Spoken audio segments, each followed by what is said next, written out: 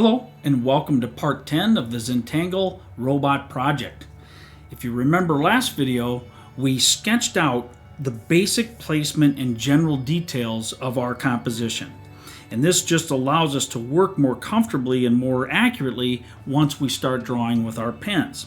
And today we're going to start inking those things that are in the foreground. So we're going to start with these robots, move to this big shape, and then we'll just work our way through the things as they recede into the distance, so to speak. It just makes it easier to work with that way in case we need to make adjustments.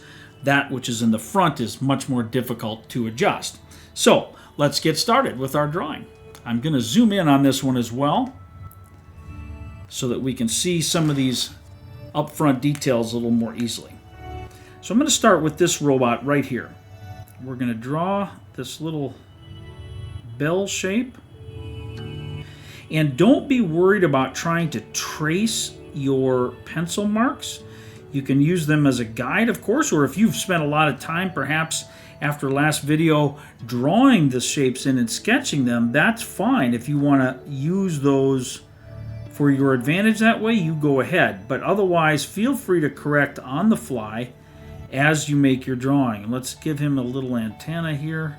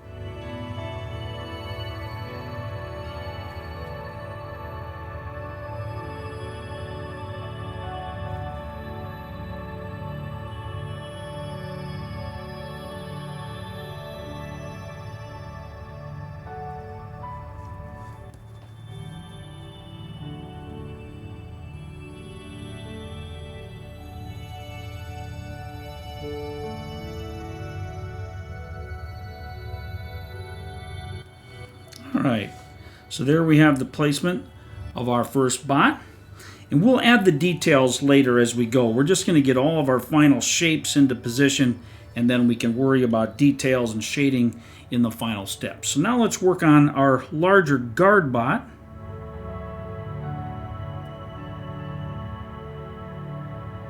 And if you just see exactly what I'm doing here, these lines are very easy to do one piece at a time. We don't have to get ahead of ourselves or get nervous about what we're drawing, since we're just assembling this one piece at a time.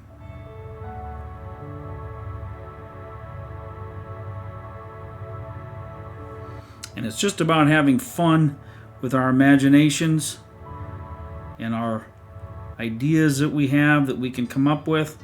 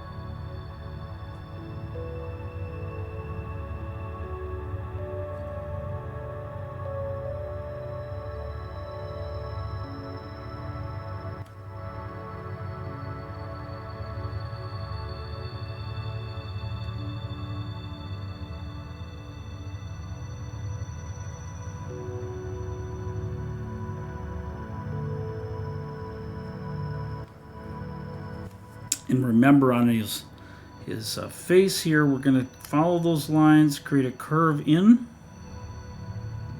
and we're going to create that little notch where we might imagine a nose, if there were such a thing in a robot, and just a shape like that. And again, we'll add the details in the final steps of the drawing. So now we're going to move to these items right here in this pillar, and the Ciquital, the hatch, the laser or the force field there, and of course this platform that they're standing on. So we want to create harder lines now for these, and hopefully we've got our pieces worked out so that they're going to go where we want them to. And this line is going to disappear behind the robot. It's not going to be seen through this platform, and we're going to go down here, but we've got to create this. So we want to create our little shape down here that might actually go out and extend above that, or beyond that, I should say. Just the way things work.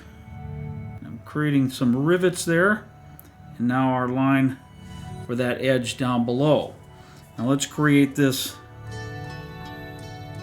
curve that follows around here. It almost looks like it comes right out of the robot, but of course it does not. This guy, he's standing so close to the edge, I think that's why he's standing all knock-kneed like that with his toes pointing in. He's afraid of falling off the edge. And now we'll just create a parallel line or an orid line that follows all the way around here to give some thickness or dimension to this platform that they're standing on. So we've got something about like that. We'll go ahead and ink this piece in. And depending how you drew this in your sketch, you may have details that you can just follow, or you may have to actually draw the various rectangle shapes right in here. And that's fine, whichever case it is, that there's no right or wrong. Just let's go ahead and ink this part of the drawing in.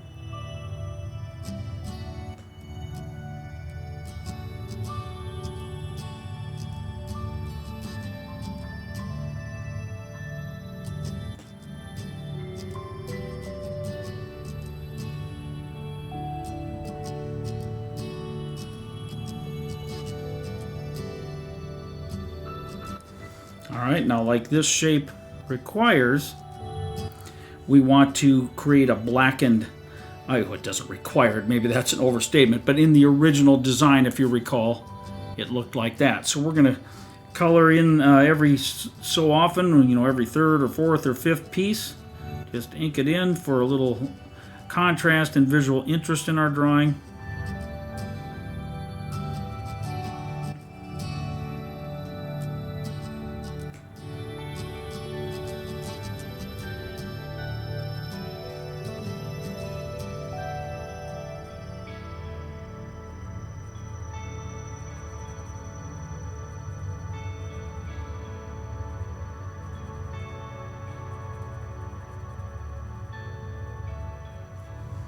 Alright, so now we're just about done with today's portions. I want to finish this little section of the drawing. So let's create this bottom line as it goes off behind our robots here and provides that outline. But now we're going to create the doorway itself.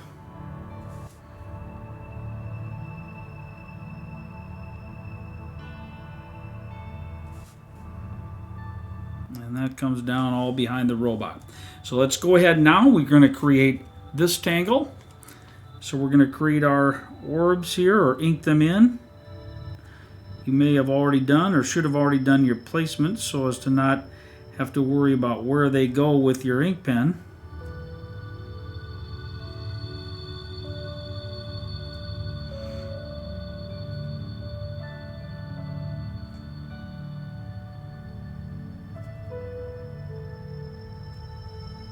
Okay, and the rest are hidden.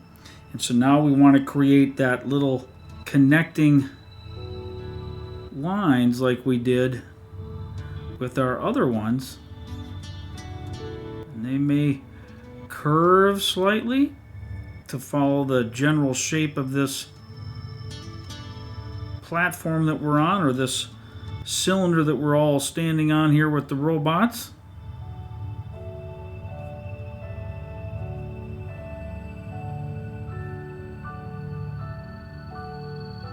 No one ever said a force field had to be perfectly straight anyway, right? So this can be as much wonkiness as you need it to be able to fit into this space, and don't be worried about that. Just have fun with the creativity. Alright, and now we're going to rotate that, and we're going to create our connecting lines going this way. And remember, they'll go behind the lines that we've already drawn. And you can even purposely leave just a subtle hint of a gap there if you want to create more of a sense that it's actually going behind. And these are like energy containing fields, so they're not necessarily like a piece of metal or something like that. So if you want to think of them with less than perfect straightness or less than perfect lines, that's completely fine. That one on mine dropped down a little bit, so I'm going to make that wonky there.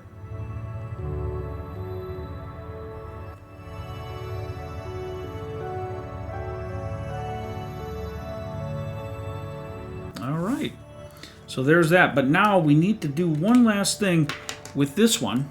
If you have a red pen, we're going to use that. If you don't, just use your black pen, and we're going to create those energy wave lines that we did like in our original drawing.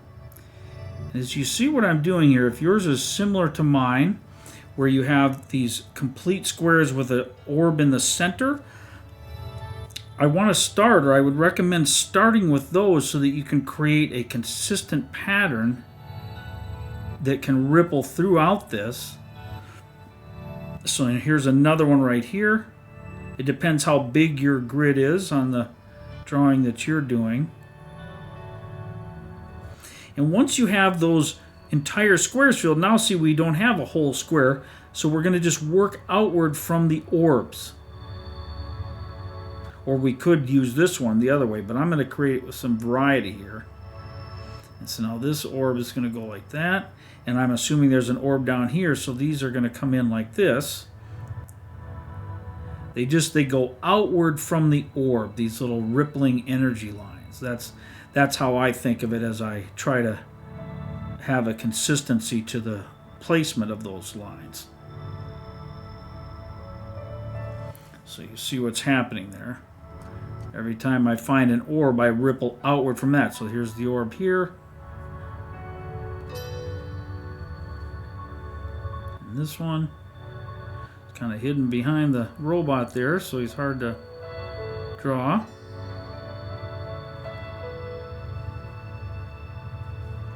But that's that.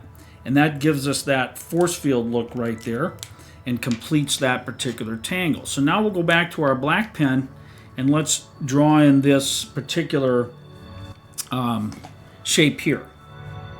So we're going to come down from this other line that we drew so that it creates a sense that it's being recessed inside. And then we're going to draw our, what I called our shark fin shapes. Hopefully you've been able to pencil those in so you have a rough idea already of where they're going to be placed.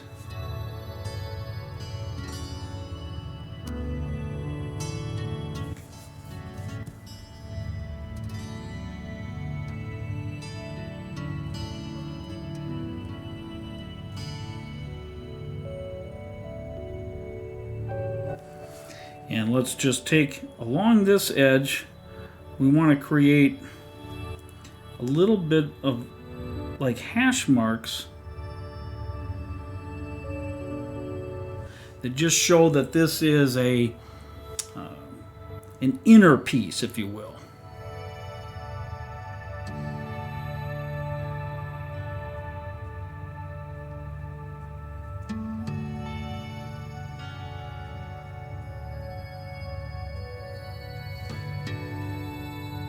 Draw one more line across here.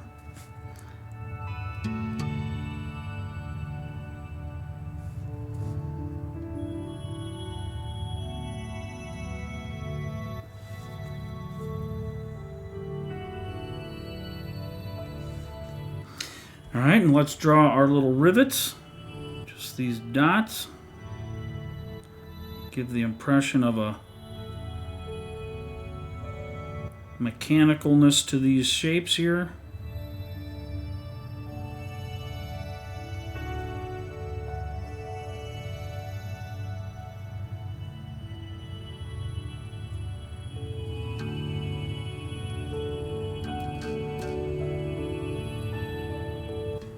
All right, and now we're going to ink in this area here between all these blades.